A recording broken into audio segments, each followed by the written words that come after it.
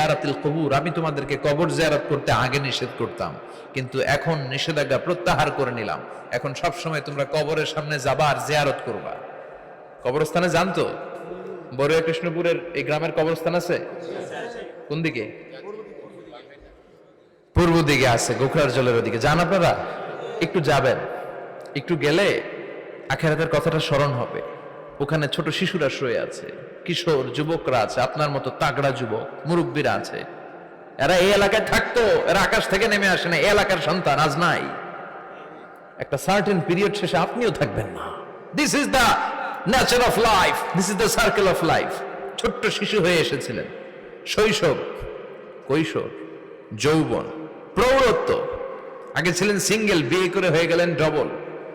এরপরে আল্লাহ আপনাকে একটা মেয়ে দিল, এরপরে মেয়েকে বিয়ে দিয়ে শ্বশুর হলেন, এরপরে ওই মেয়ের ঘরে সন্তান হতে নানা হলেন। আর কত